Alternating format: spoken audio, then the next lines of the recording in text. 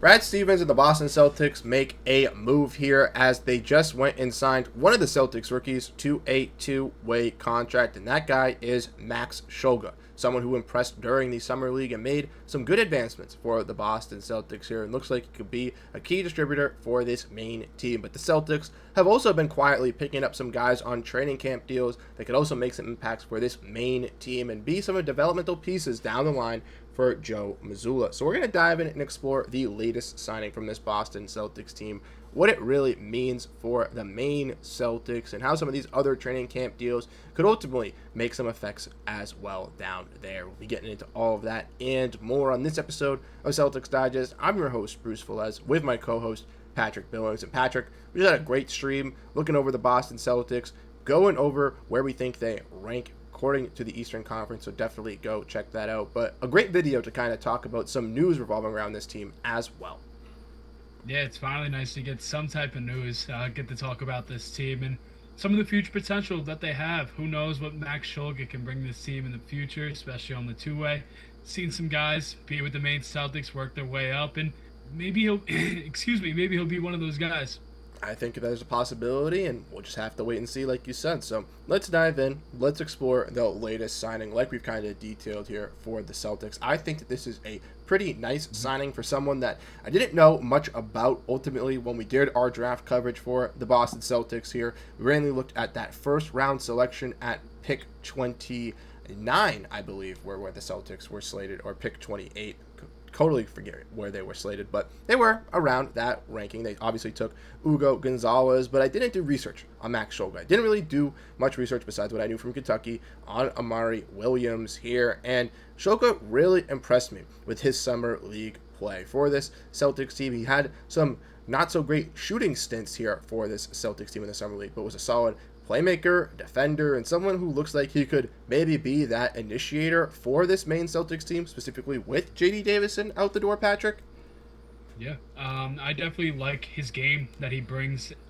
Every single time we watch the Summer League game, he definitely impressed because he kind of came in as that guy who's going to be a catch-and-shoot type of three-point shooter, and he showed more than that. I think that he's more than capable of handling the ball and kind of being a little bit of a lead guard, and I think that he'll be able to get those reps over there in Maine. And I think that defensively that he definitely impressed in that as well. I mean, just his aggressiveness, I think, alone was definitely something that stood out. And I think that stood out for the both of us because, again, you think of just a spot-up shooter who's going to be there for the catch and shoot, just to create some spacing for the offense, and that's kind of just the role that he plays. But he played a lot different than I would have expected because the defensive end was definitely a surprise for me, but again, those long 5-year guys in college are definitely starting to come over to the NBA and make a difference. I mean, I know it's only a two-way contract, but that's kind of where the NBA is moving. They're liking a lot of these older guys. They think that they can kind of fill in that role-playing kind of situation for a contending team and end up playing well. So I think he's just one of those guys, has a chip on his shoulder, and I think he's going to impress over there in Maine, and who knows how long he'll be over there. Maybe he'll get some minutes with the Celtics this year. For sure, that'd be very interesting to see. We've seen Joe tinker with the two ways into those rotations the last couple seasons, and respectively, Namish Keita and JD Davidson have gotten promotions from there. So I wouldn't be shocked with the Celtics season with evaluating pieces and stuff like that. We could see that from one of these two-way contracts, maybe even Max Shulga. But like you mentioned, very solid on the defensive end. He was a pest on the defensive end. Him and Hugo Gonzalez, on-ball pressure was just immaculate. They were not slowing down, giving that hustle, giving that energy, and you saw that with Shulga if you look back at his tape from VCU, because they did press a lot in the half court, and that was a main focus from that. But he continued to bring that energy, that hustle, those key traits that you kind of see in those players in these second-round picks and what they could really stand out in. And he definitely brought what he stood out in to this Summer League Celtics team. And I think could resemble some of that within this main Celtics team. And like you mentioned, we've had some great names come up to the list, guys like Sam Hauser, Luke Cornett, JD Davison, Namish Keita. Now Max Shulga is throwing himself into the list of names of potential guys that could be one of those blossoming prospects, along some other pieces that the Celtics have, brought in and signed. We do know with the roster so far, Miles Norris is the other two-way. He played with the Summer League Celtics, played with the main Celtics for the second half of the season.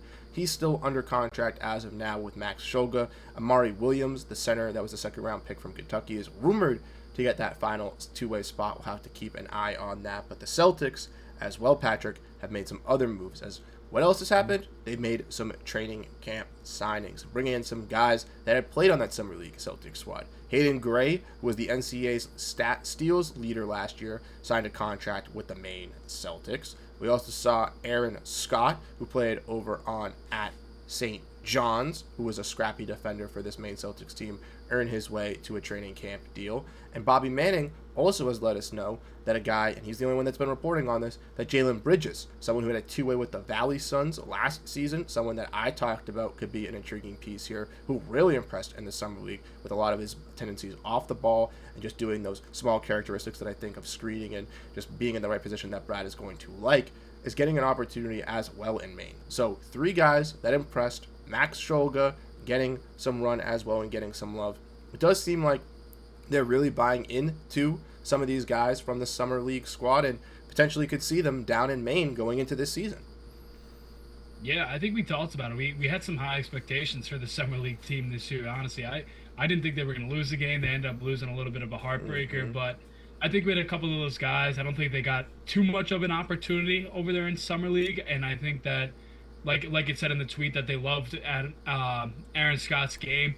I don't think he had a lot of time playing over there in the Summer League that he probably could have deserved. But I think it's kind of just, you don't really want to go out and, look for a couple of other guys. You kind of want to keep in-house. And if you love what you had, you brought them in for a reason already. You might as well see what you got, bring them over there in Maine, and even with training camp, and just see what you have. It definitely doesn't hurt. And I think that's what they're seeing in a couple of these guys. And hopefully they turn into something.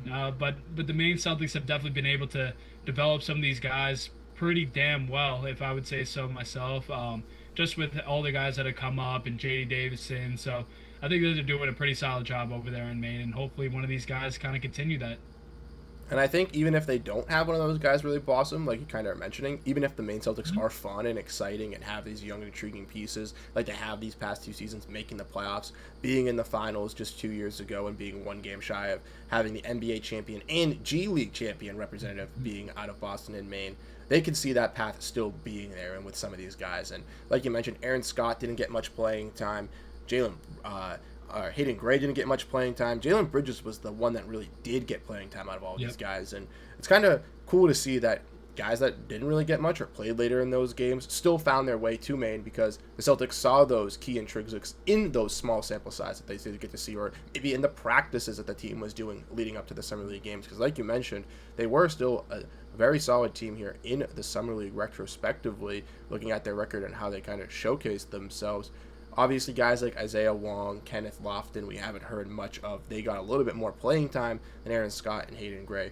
But it is nice to see the Celtics kind of invest into those younger guys and kind of buy into them for the Maine Celtics. So that's what we have for today. Obviously, Max Scholga getting the 2-way contract. We'll have to keep an eye out on the remaining 2-way contract out there, as J.D. Davison, as we all know, signed a 2-way with the Rockets after getting waived. Drew Peterson has signed with the Charlotte Hornets. So that one roster spot or 2-way spot could be open for Amari Williams. It could be open for another name potentially out there that gets bought out or waived. Or the Celtics could very well waive Miles Norris and have 2 options. And those are things to keep an eye out for with this Celtics team. So hopefully some more moves will transpire. We'll have to see if anything happens in core with the regular roster, but I do expect to see some fun things and to keep an eye out on some of those training camp names, even if they are waived by the Celtics, to potentially be some key guys over in Maine this season. So thank you guys so much for tuning into this episode here on Celtics Digest, where we dove in and looked at the signing of Max Scholga. Let us know your thoughts